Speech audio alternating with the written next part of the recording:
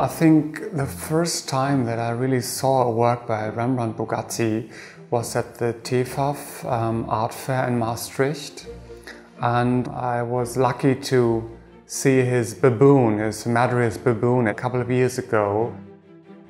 And I was smitten, I was lost when I saw this work of art. I had never seen something like that before.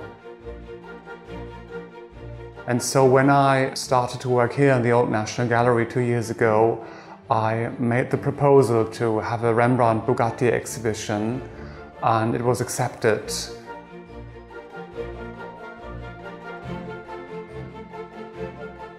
I was always interested in artists who had a big name during their lifetime, who had a great success and were forgotten.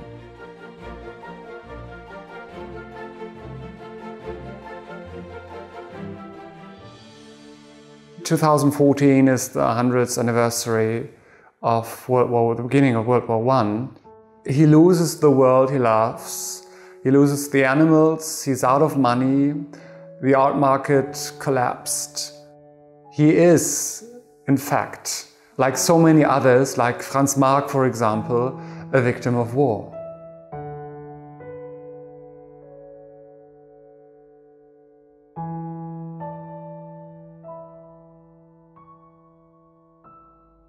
He depicted so many animals that are not generally considered to be beautiful.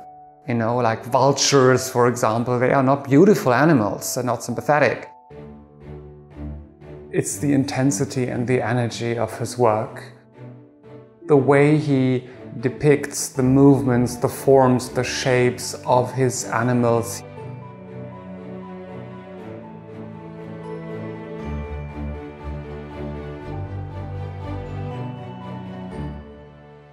He is in Paris around 1905, and it's the most exciting decade of history of art, actually, where Picasso and Braque are inventing Cubism and Matisse and Derain inventing Fauvism, but I don't see there much influence.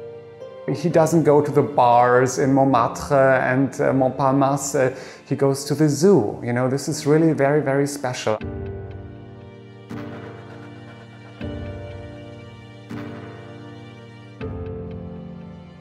He wanted to prove that he's more than just an animalier, and in fact he is much more. He's a born sculptor and nothing else.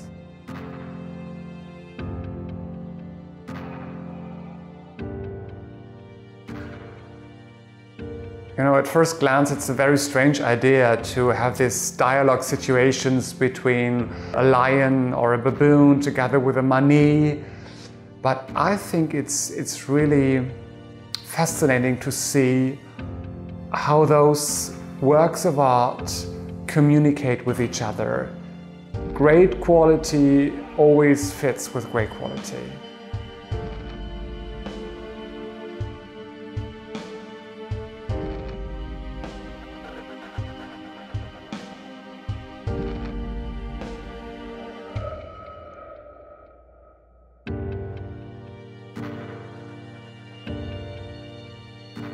There must have been a spirit of Segantini that must have influenced Rembrandt as well. It's the love of nature, the love of loneliness, maybe this painterly approach between the uncle and the nephew that is in a way similar. You really feel that he is, in a way, not only a unique figure in the history of art, but also a man of his time.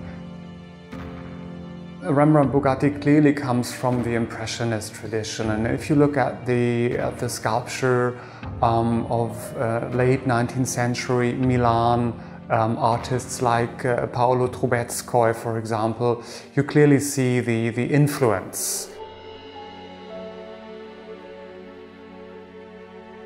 A German newspaper wrote today that the history of art has to be rewritten in a sense, that it's really a sensational rediscovery. There are people realizing the quality of that work and really appreciating it. And on the other hand, there are art historians and museums who do not know him. You know, he died very young, at the age of 31, and even though he created a work, an oeuvre, which is to me unique in the history of art, and I think it's really time to remember this man.